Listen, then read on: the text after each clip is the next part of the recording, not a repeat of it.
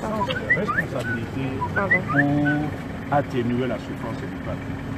Donc, à un certain moment, nous aurons à clarifier notre position. Mais ce qui nous importe, c'est d'abord la souffrance de notre peuple. Et à chaque fois qu'il y a un peu d'espoir qu'on peut aider ce peuple à aller de l'avant, nous n'abandonnerons jamais. Est-ce qu'au premier jour du redémarrage des travaux, vous avez senti que les uns et les autres veulent finalement évoluer dans les débats, avancer?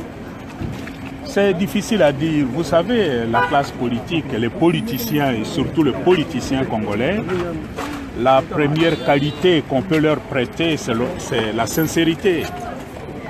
Tout ce qu'ils disent et ce qu'ils pensent en réalité, nous ne pouvons pas le savoir. Mais nous avons l'impression qu'il y a beaucoup de jeux d'intérêts partisans, intérêts égoïstes qui priment sur l'intérêt supérieur du pays. Comment les contraindre finalement à redescendre et à terminer ces discussions sur l'arrangement particulier? Mais c'est aussi la pression du peuple. Parce que tous ces gens, la plupart sont des députés, il y en a qui assument de fonctions publiques, etc.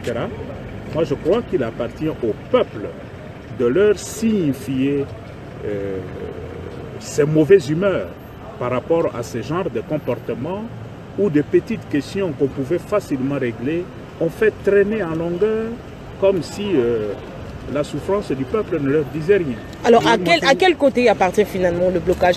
Qui veut bloquer le processus? C'est la classe politique congolaise. Il y a la majorité signataire de l'accord et le rassemblement. Qui veut bloquer? De l'autre côté, le diable. Moi, je crois que quelque part, les politiciens se retrouvent sur un point. Et des fois, nous nous posons même des questions. Est-ce qu'ils sont intéressés à aller aux élections? Que ce soit ceux de la majorité ou ceux de l'opposition. On a l'impression que quelque part, ils sont tous d'accord, on fasse traîner les choses. Oui, Monseigneur, quand vous parlez, les peuples doivent leur signifier qu'ils sont mécontents. Par quels moyens? Manifestation? Vous avez des délégués au Parlement et tous ces politiciens qui sortent, vous êtes les journalistes, vous les rencontrez. Il n'y a personne qui vous empêche de parler avec eux, de leur dire ce que vous pensez de leur comportement qui...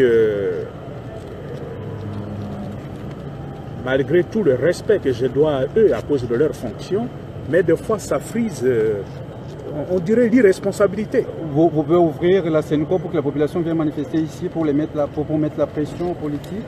Ben, vous savez très bien que ce n'est pas le rôle de la SENCO de vous demander de venir manifester ici. Kinshasa, c'est combien d'habitants? C'est au moins 8 millions. Vous n'allez pas faire venir 8 millions ici à la SENCO. Si le peuple veut exprimer ses mauvaises humeurs, vous savez comment il doit le faire. Est-ce que les évêques sont en passe d'échouer dans leur mission de médiation? Ça, c'est à vous de juger. Qu'est-ce qui vous a choqué dans leur comportement ce soir? Mais une sorte d'inconscience, on dirait une insensibilité face à la gravité du moment. Notre pays est en train de vivre un moment critique avec tout ce qui se passe dans les Kasaï. La situation avec les milices de Kamwina Sampo, les nouvelles qui nous parviennent de l'Est. Et il suffit de vous promener dans la ville de Kinshasa, vous vous rendez compte de la misère du peuple. On dirait que c'est une classe politique qui vit dans un autre monde, qui ne voit pas ces réalités. Monseigneur, vous avez dit qu'ils ne sont pas prêts. C'est comme s'ils ne sont pas prêts pour aller aux élections. Ils sont prêts pour quoi? Ils sont prêts à faire quoi? Je ne sais pas, posez-leur la question. À faire traîner la transition? Dans le discours, le président de la SENCO a bien dit qu'il y avait eu plus de temps qui avait été passé pour signer l'accord que l'arrangement particulier. Or, l'accord, on sait que pour les questions, l'arrangement particulier pour le pouvoir, est-ce que c'est déjà une conclusion que vous faites à propos des acteurs politiques? Mais c'est l'impression que ça donne. Si vous voyez les contenus de discussion actuels, plus personne ne parle des élections.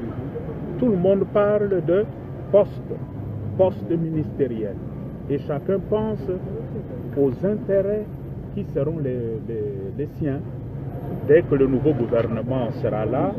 Donc c'est plutôt une sensibilité qui porte plus vers ce qui me revient à moi et à ma famille ou à mon groupe politique que l'intérêt supérieur de la nation. Monseigneur, qu'est-ce que vous allez utiliser maintenant de tout ce que vous avez utilisé comme pression pour qu'ils avancent?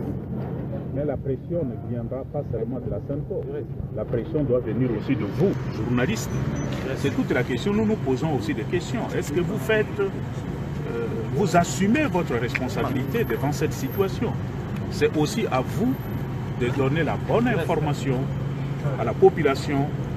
C'est à vous d'interpeller de par vos analyses critiques la classe politique pour qu'ils puissent en fait s'assumer réellement. Moi, c'est